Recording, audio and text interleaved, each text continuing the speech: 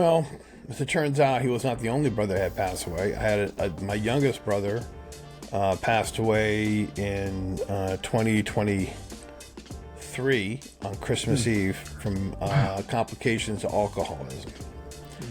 And one thing I noticed about my brothers is that when they passed away, there really wasn't much of a trace left. I mean, when my brother passed away, he was already divorced from his wife. The brother passed away from ALS. So he was living in his house, but after he died, the house was liquidated, everything was sold off. And, I realized it's like he disappeared. And then there's my brother who died of alcoholism. He died at 53, left 2 kids behind, and, and a wife and a house, but now he's not living it. He's not experiencing the joy of being with his children. So I think it just taught me that life is really precious, and I know we all hear that, but it really is. Yeah. And it also taught me that, if you're going to do something and you want to leave something of yourself behind, then you got to do it yourself.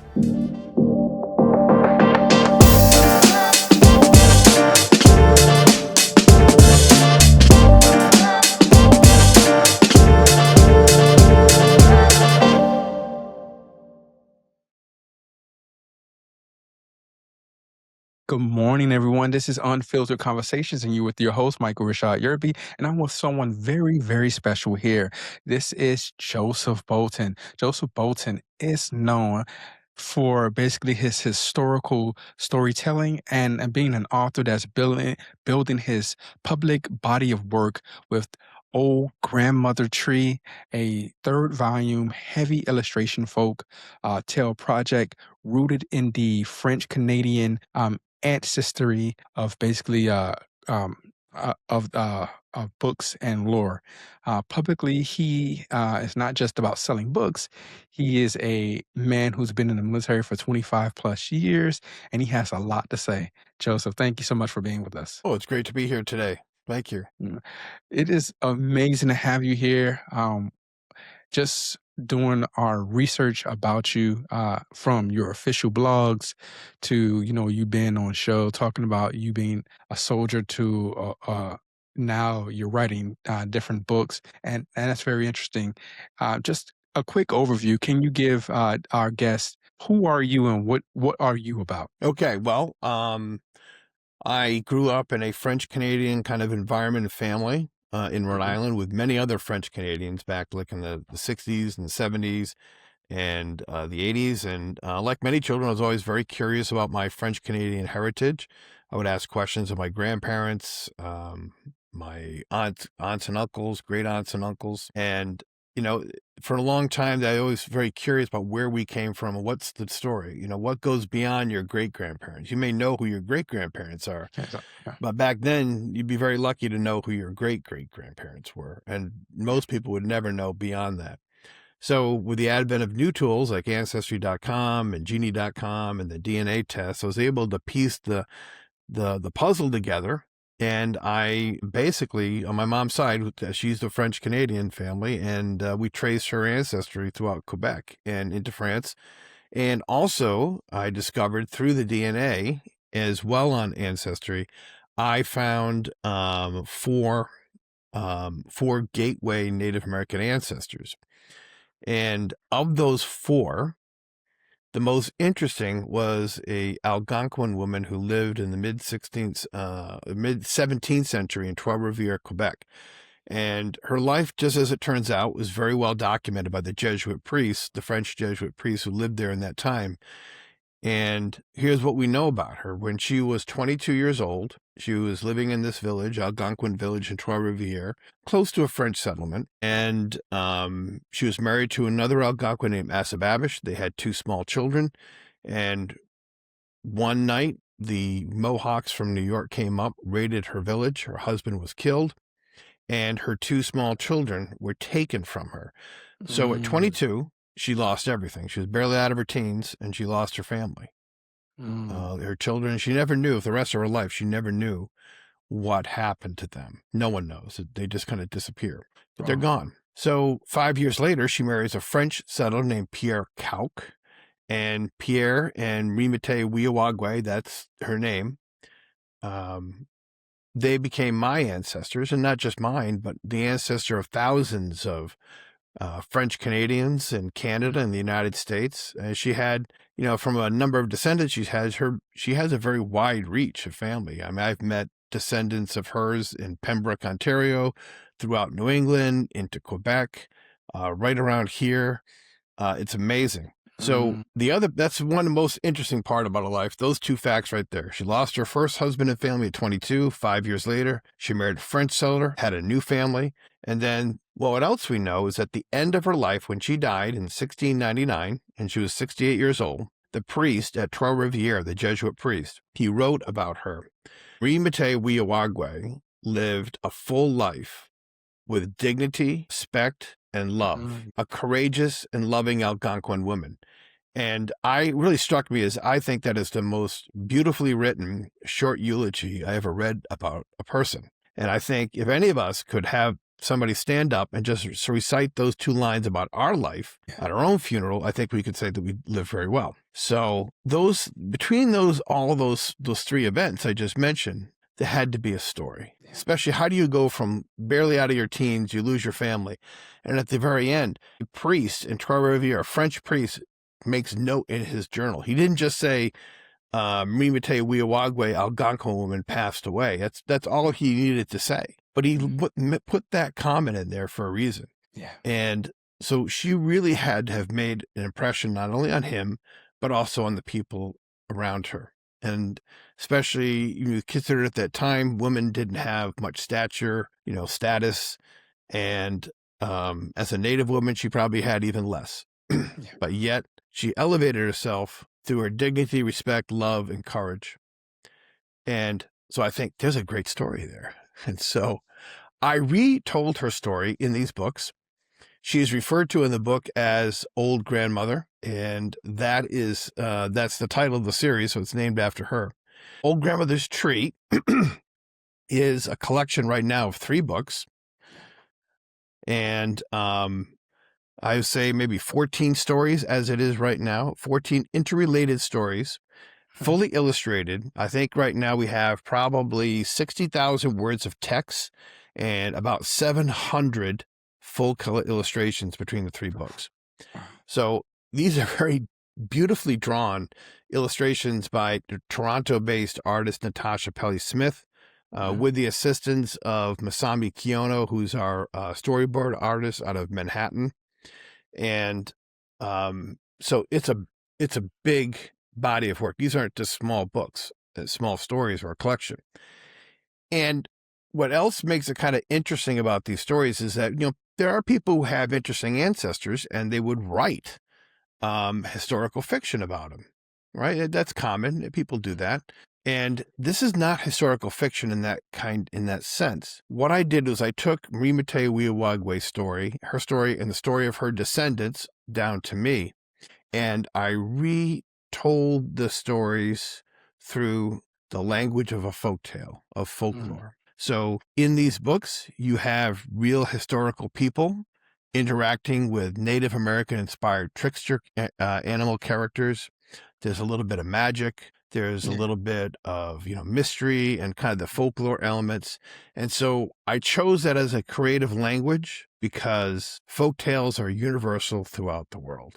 And when you read these stories, even though they're original, they will have a familiar feel to it because it's part of our universal language as people throughout the world.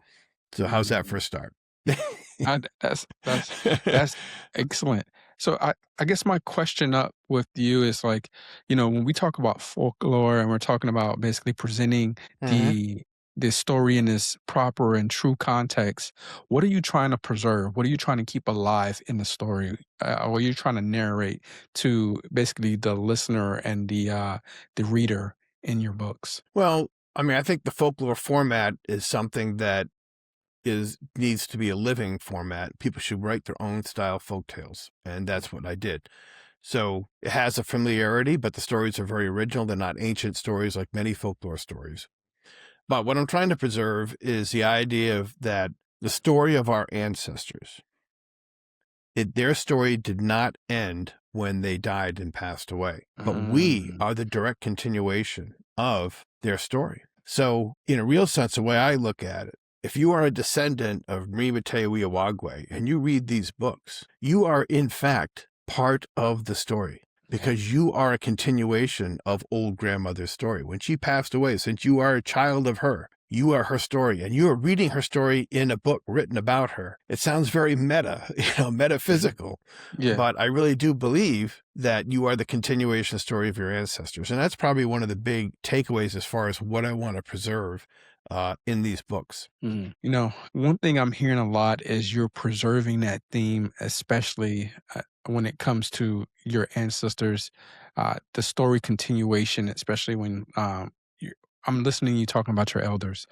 What taught you that lesson before you wrote this this uh, this folklore down? What taught you to preserve those stories, and what made you want to? Because I think I was always curious about these stories about our ancestors as a child, as I mentioned earlier. Hmm. So now what I've done is I've satisfied my curiosity with facts and information.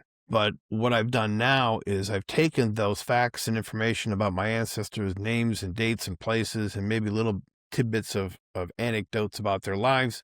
But now I resynthesize them into this old grandmother's tree book series. Yeah. So it's my way of expressing those connections I have with my ancestors. You once said in previous interviews that if you can talk to your younger self, you'll talk to him and talk to him more about your grandparents, more about your Mm. relatives, while they were still here. And that is something that I cherish because one thing my parents really taught me growing up with older parents is that they said, always talk to your elders. And when an elder dies, like a library Mm, burning down because very much. because you don't have those stories anymore. And I found that so true, especially with my grandparents. So, what questions do you wish you had or you could ask sooner before their passing? I think I would have asked him, what do they think about Mimete Wiyawagwe? Like my descendant through her goes through my mother's father. Mhm. And, I would love to share all this with him, and I would love to hear what he would think about it. Mhm. Because, there was always a suspicion in our family that we did have Native American ancestry. And my grandfather, when he was younger, when he was a young man, like in his 20s, he looked very Native American. He had, an olive complexion, he had jet black hair, and it was just this persistent rumor. And I remember asking him one day, well, do we have it? And it was the only time in my life that I ever saw my grandfather upset. He said, no, absolutely not. Mm. Turns out he did know, because I know that because his first cousin told me that they all knew, but he just didn't want to tell. Why? I don't know. But that Mm. certainly is one thing I'd want to talk to him about. And I do believe, knowing him, that once he understood the story about her, I think he would have been very proud and very happy to have gotten to know her Mm. through these books. And so that would be one question. And I think you just got to engage them and ask your elders about what stories did they, what do they remember as growing up? What was it like? And, what do you know about, do you have any stories about your grandparents? Mm. Memory is a very tenuous thing, and it doesn't take very much for us to just disappear off the face of the earth without a trace. Yeah. Maybe just even just a name. That's all that's left. And for most of my ancestors on Ancestry.com, that's really all they are. I know nothing else about them except maybe where they were born and when they died and where they died and who they married and what children they have. But there's a lot more to their lives than that. So you really got to tap into that, because that's your only little window to the past is your elders. So, what kind of silence do you live with now because you didn't get a chance to ask your grandfather on your mother's side those questions and really to relay that information? Well, I always wonder, like, why did he get upset? Why did Mhm. that? What was the one thing that I saw him really get upset? I mean, I seen him get frustrated, Yeah. uh, but he was a very gentle man, a very kind man. But why did that in particular, that question, what was the secret behind that? What happened to him? My own theory, and this is just a theory, Mhm. I do know that when he was in his 20s, about 1940 or so, he went to Wyoming for the Civilian Conservation Corps that was going on then under President Roosevelt. So he went to Casper, Wyoming in 1940. So remember, Wyoming at that time, the Wild West was still in living memory. There were people in 1940 who lived through that time. As we would say, we were children, cowboys and Indians. Mm-hmm. And I often wonder if some people, some of those cowboys out there, took a look at my grandfather and made a judgment about him that he found, rather unsettling. And I think maybe he chose why to bury it at that time. That's just a theory, but it's the only one that seems to fit what I saw of his reaction. That makes sense. So take me back to, that family, that world that you grew up in. What was the atmosphere like, before you had language, before it was given to you, before you was given that history, you growing up in such a prominent community? Well, I mean, there were a lot of people who were French Canadian. And even when I was a child, like in the late 60s and the 70s, older French Canadians in New England still could speak French. I know my grandparents could speak French. They lost some of that fluency as they got older, but when they were raising their children, my mother and her siblings, they would often talk French to each other to know one way of trying to keep communication without the kids hearing it. And they kind of lost that as time went on, but they never encouraged my mother and her siblings to learn French. There was something that they felt pressure to assimilate. And it wasn't just them. It was many other French Canadians in that time period. It was like, well, we left Canada, we left Quebec, and now it's time to be American. And so we're going to be American. We'll mispronounce our names. We won't pronounce our last names as they should be pronounced in French. We'll anglicize them. We'll forget about French. Don't speak French. Encourage our kids not to speak French, and maybe we'll survive. And that was probably the attitude that prevailed at the time. But that was kind of dying out by the time I was growing up. So I always call it as I lived at the twilight of the golden age of French Canadian culture in New England. But now, it's been faded, not really suppressed, but kind of faded away. But it is starting to get a renaissance now. For example, in our town, I run a French Canadian festival, and in neighboring New Hampshire, they have a Poutine Fest, which is a big famous food in Quebec for those who are not aware of it. And so there is starting to get to be a renaissance. And, oh, by the way, Canada just passed a law. It's Bill C-3, Immigration Revision Law. And this is past December 15th, 2025. And it says that if you have a Canadian citizen among your parent, grandparent, great-grandparent, or great-great-great-grandparent, you are statutory law, Canadian law, a Canadian citizen today, right now.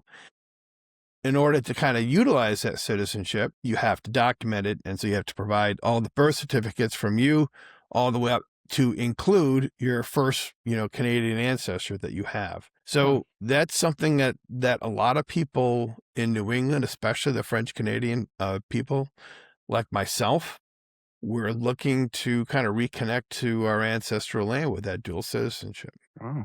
So what did that place we come from and now it's getting kind of that renaissance mean to you as a kid growing up? Well, I always had a sense of when I was a child and I see older relatives pass away, I would realize that I had cousins, third cousins that I really knew nothing about. Yeah.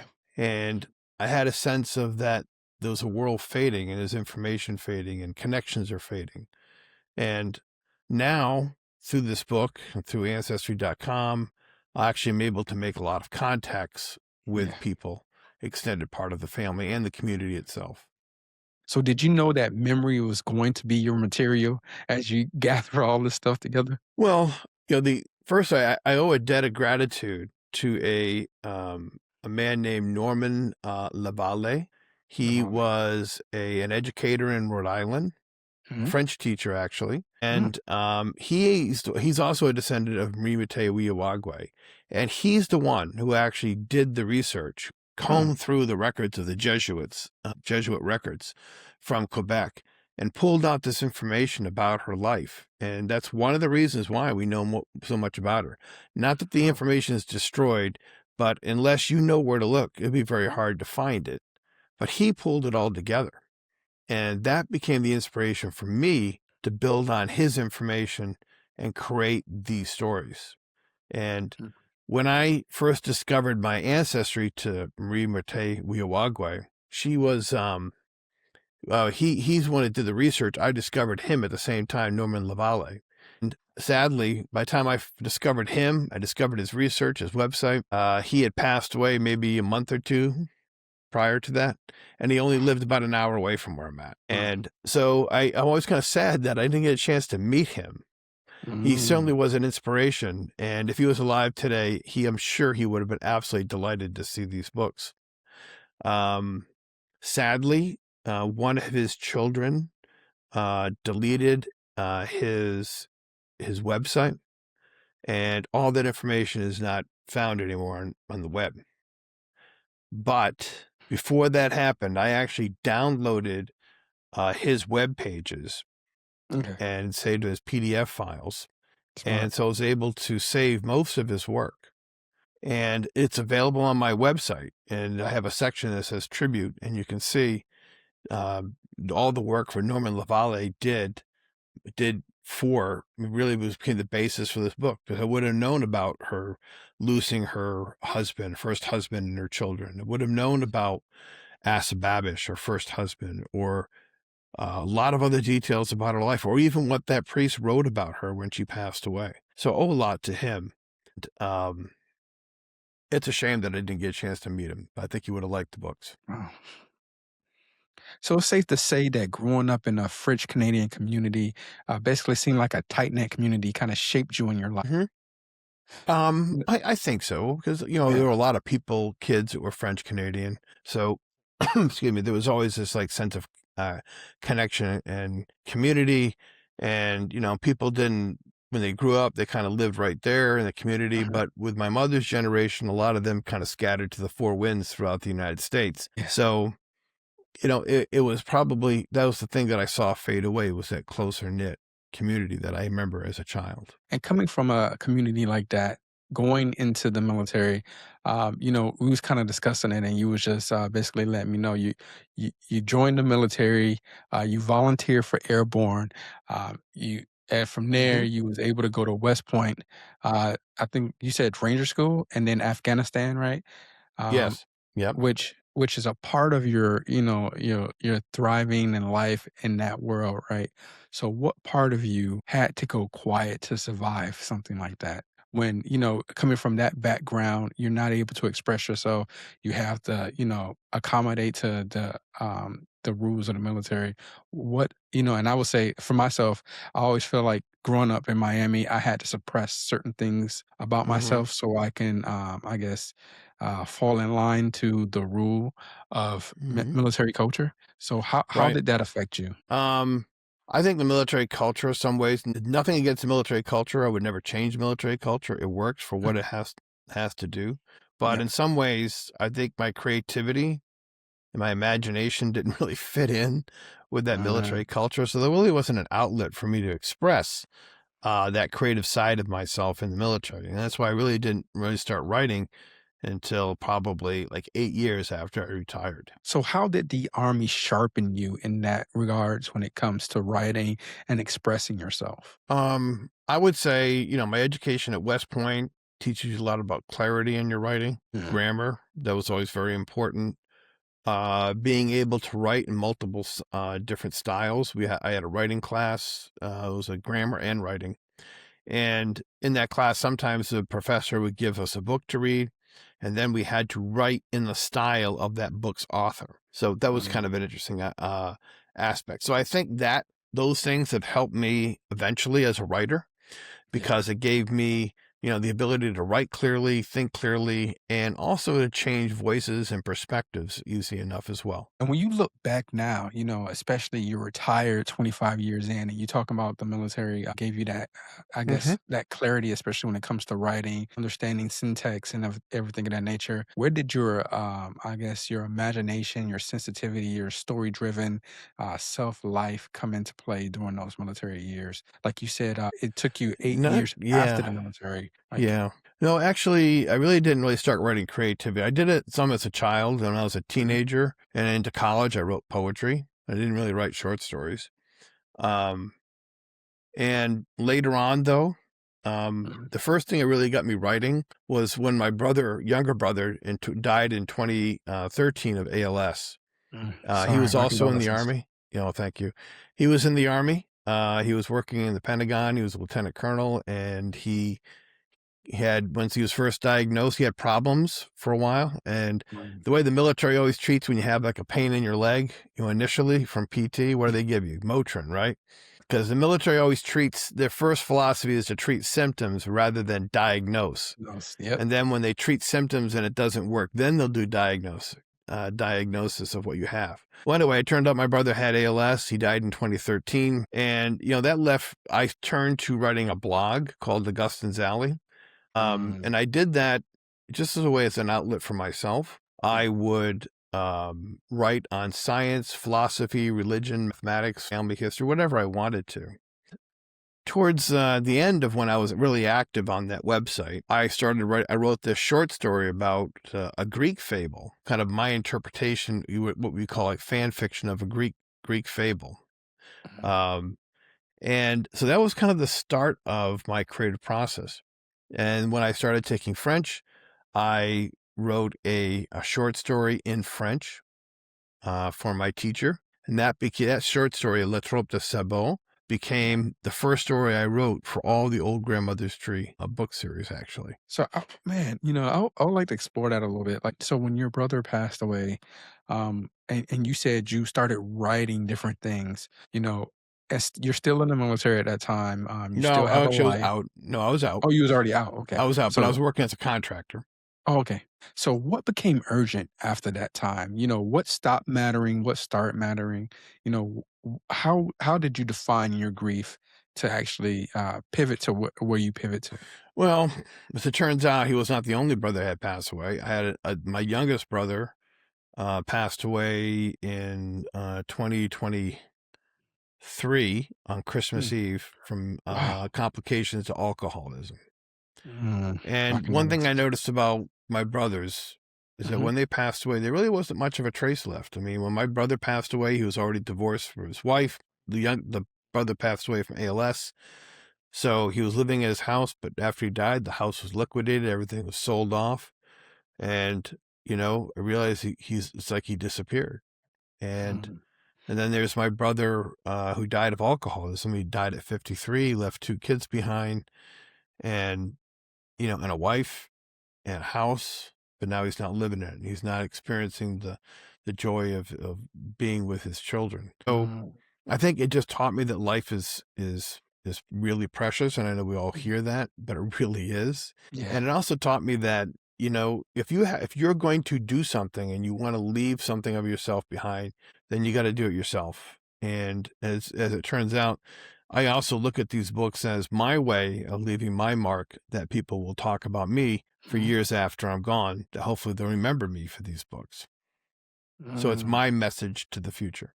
And I So think that's question part of what you want to do. Yeah, I'm sorry. Go ahead. No, no, no, sorry. It's just very interesting that you made me it's like you just give me so many questions. It's just like, Keep because asking. Keep asking. I'd yeah, love to. I'll field them. yeah, because it's like amazing. Like you have situations that happen in your life, right, that are very traumatic, and it forced you to bring something out of yourself, right, and it forced you to recognize certain things in your life. And then you talk about, like your research. And I mean, of course, you got a lot of research from other people, right, on the backs of individual. That's how we grow off Hmm. the work of individuals. Right. But I would ask you, like, and you talk so passionately about it. What happened inside your ancestry research that stopped being more, I guess, stopped being like interesting information and started becoming like a personal revelation through your connection to your ancestors? Because like you said, Mm. you was just curious, but now it's like, oh my God, it's like personal revelation for you. Well, once I wrote Le Trope de Sabot, and that is a little story that starts off in 1901 Quebec, and it's about farm animals escaping the barn at midnight to go tobogganing down the hill in Quebec. And it turns out the farm was owned by my great great grandparents. of whom the grandmother is the one that is descended from the old grandmother. So that's how that connection became the genesis of the story. And Mhm.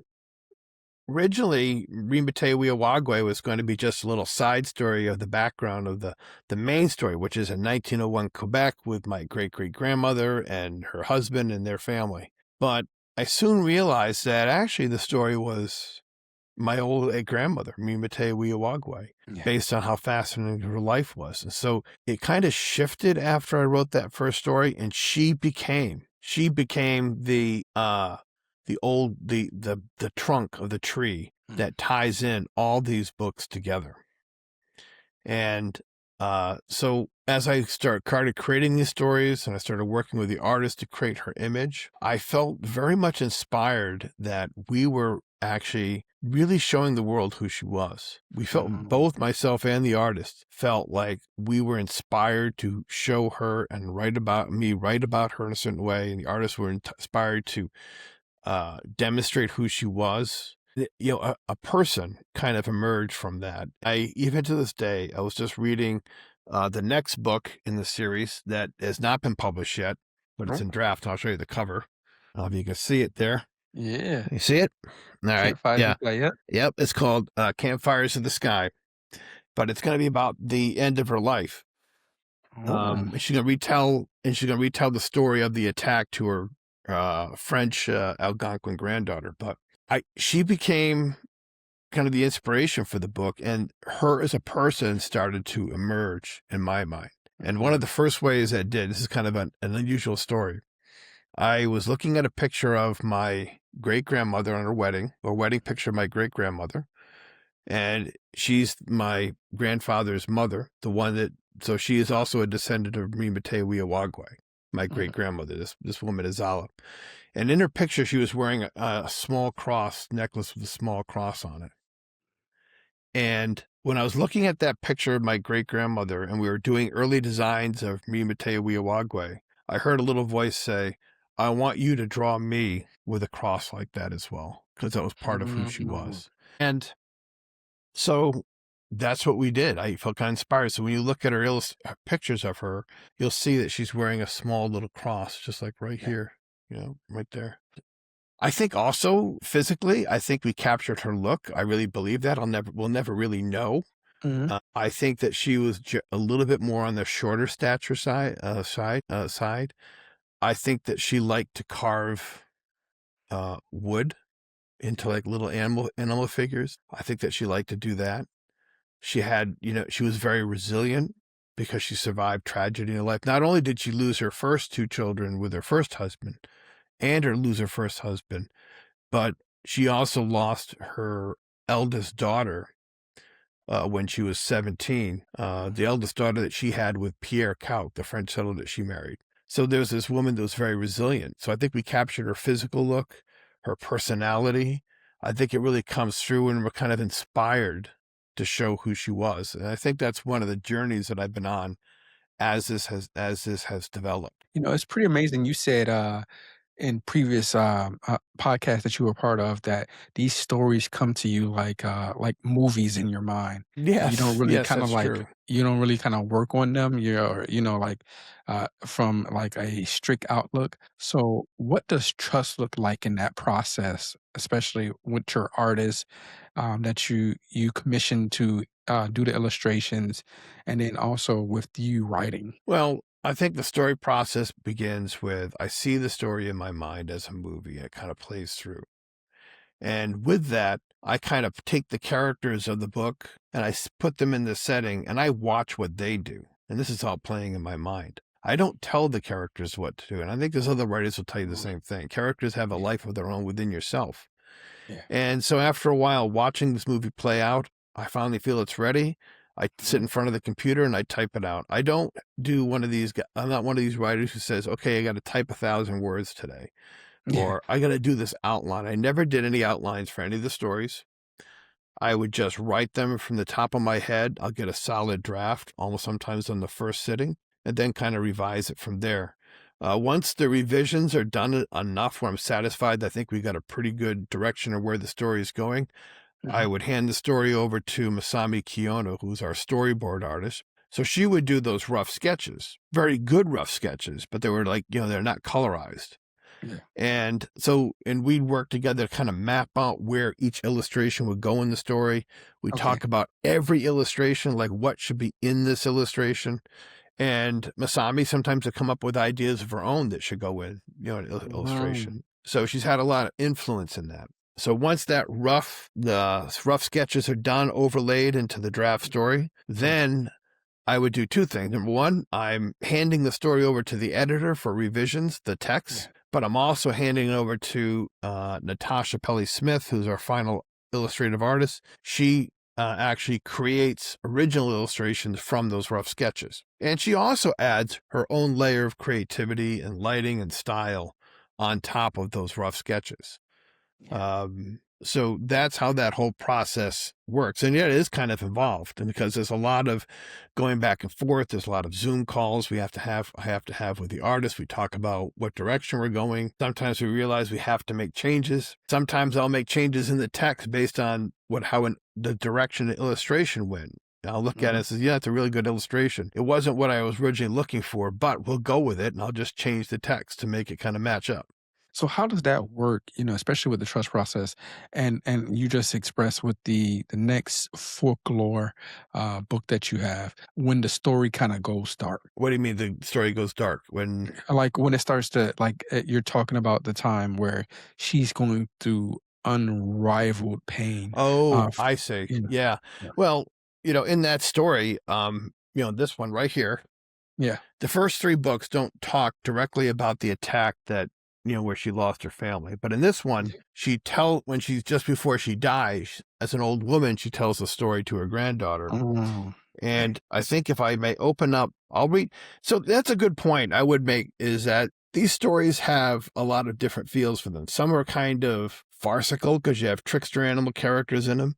Some are thoughtful, and some have a little bit more of a darker theme to it. Not gratuitously, but because that's the time that they're talking about. Yeah, it's life. And I'm going to look back here, and what I'm going to do is going to open up to the section where Mimete Wiyawagwe discovers that her children is gone. So before this happened, what it was is that she was with her children in her home. Her husband went to defend the village. Her sister runs in, her sister Kahenta, and tells her, "Hey, Mimete Wiyawagwe, you've got to leave. You've got to go to Asababa. He's hurt." And Mimete Wiyawagwe goes, "Well, what about my children?" And her sister says, "I'll stay with them." And so her sister stays with them. She gets to her husband. Her husband has died just before she got there. And then she says, "The children," and she runs back to the house. And so this is what she finds. This is what happens when she goes in there. She sees that it's empty. And I'm going to read this to you. And this is kind of like the series. I don't know how well you can see the illustrations that go with it. There's her looking at the empty house. There's her remembering, saying, "Hey, I got to get back to my children." Yeah. So this is what she's saying. She's narrating this to her granddaughter. "As I stood there in shock, I remembered my children, and I ran back to my house. When I got there, they were gone, along with Kahenta." Mimete Wiyawagwe looked out the window. "At that moment, I realized that I had lost everything. My children, my husband, and my sister." Let me just turn the page here. Mimete Wiyawagwe turned back to Marguerite. "There was so much emotion within me, without any outlet or way to express how I felt. I collapsed to the floor and just stared into the dim emptiness in front of me. I don't know how I could understand." Marguerite gently wiped a tear from her grandmother's cheek. "Pray that you never do, my dear one." Mitiogoku gently placed both of her hands on Marguerite's cheek. "I was only a little bit older than you are now, and up until that moment, I was a naive and innocent girl who knew nothing of violence and war." Mimete Wiyawagwe looked deep into her granddaughter Marguerite's eyes. "That innocent girl, that girl that was me, died on the floor of that empty longhouse, and I have mourned for her for the rest of my life." And so that's a little passage from that. So these stories they're not even though they're fully illustrated with beautiful Yeah. color illustrations, some stories are kind of funny and humorous. They're not all have the same tone. Yeah. But that event, that part of the story has to be told because it's the catalyst that drives all the rest of the changes of that story. It propels her life in a different direction. So they're stories that adults really enjoy. They're stories that they can read to their children. And I think, 10-year-olds, we find hearing that story being read to them by their parents kind of explained, or even younger. But there are elements of that it's not like a little kid's book at all. Some people say, oh, it's a kid's book. Well, not exactly. Yeah, not exactly. Most it's the adults that read them. So anyway, I just want to share that with that story. That book has not been published yet. It's going to come out next year because it takes time to get the illustrations Yeah. done. And see, I love stories like that. That's the realism. C.S. Lewis said something very, very pivotal back in the day. He was like, a child story that only captures the imagination of children. Of course, I'm saying this in context, Mm-hmm. is a terrible story. A story should captivate adults as well, right? Right. So I love that where you can tell that has so much realism because people go through great loss in their life at any Mm-hmm. different at any age. You can't control what life brings to you. And it brings me to my final question to you is like, Okay. where do you personally draw the line between honoring the past, especially with the research you have, and also inventing the storyline and taking it to a different place, especially when you have so many people in the writing and the imagination process? I really don't have a hard line Okay. in there. Um, I use the facts, as a basis for the story Hmm. of the character's life in this time, old grandmother and her other descendants. But there isn't a hard line as well. I didn't, well, we're not going to go there. We're going to go ahead and keep the stories original and we'll be Yeah. imaginative. So, and I use those very imaginative folklore elements to really shine a spotlight inside the characters so you understand what their motivations are and what they're thinking and what they're feeling. So there really Mm. isn't like a hard line. Got you. Well, thank you so much, Joseph, for being on the show. I really and truly, truly appreciate all that you do and all that you are, for the thoughtful, honest conversation full of care, for the people in your life that actually defined who you are. I'm so grateful for your time, and I'm grateful and more grateful for the way you reminded us that our memory and holding that memory of our ancestors means so much because especially through folklore and then writing these stories, you carry that piece and you carry that history forward Mhm. throughout your generation. So appreciate you and thank you. So if anything else you have, the floor is yours. Okay. First of all, I want to say is that if you want to find these books, I would encourage you to visit my website, which is oldgrandmotherstree.com, and there's no apostrophe in there. Oldgrandmotherstree.com, written as one word. In there, you'll find a biography of myself, also Natasha Pelly Smith. You'll find the Norman LaValle tribute page, which is his old website that I captured, and a lot of good information there, background information. And I also have a character Wikipedia with over 100 entries in there. So it's pretty detailed. So if you're curious to get a feel for how the story flows, I would encourage you to go ahead and visit the character Wikipedia. I think you'll find it very interesting. And the other aspect I would say about these stories, there's 3 volumes, but the stories are written in a way that each story can be read on its own without having to read the stories in any kind of order. They stand Mhm. on their own. So you can begin with any volume and you can begin with any story within a volume. Um, but wherever you start in the series, every story you read becomes a piece of the mosaic that you're putting on the wall, and a much grander picture will emerge. And it doesn't matter what order you read the stories, that will kind of come out. And the last thing I would say, I always make a plug for this, is I really do believe this story is meant to be seen visually in a visual meeting and to like maybe a short Netflix or Apple TV TV show or maybe Mhm. a movie. So I'm always hoping somebody out there, the right person, is going to hear me and is going to take interest in these books, because it's all ready to go. You think about it, there's almost one illustration per page. So the story itself has been storyboarded for you, Mr. Filmmaker, Mr. Animation Studio. So this is ready to go. It's very entertaining. It's has a positive message without being overly heavy-handed about it. And it's funny, it's thoughtful, it's it's family, and it's positive, but it's above all else, it's entertaining, it's ready to go. So, Mr. Producer, Mr. TV producer, you reach out to me and we're going to get this going. I do believe it's going to happen eventually, because it's that good, if I say so myself. And I do agree. Thank you so much for being here. I appreciate you. And everyone, please go to his website, read the Folklore stories. It is amazing. And like you said, it stands on its own. Wonderful. So appreciate your time. All right, guys. Love you. All right. Peace. Goodbye.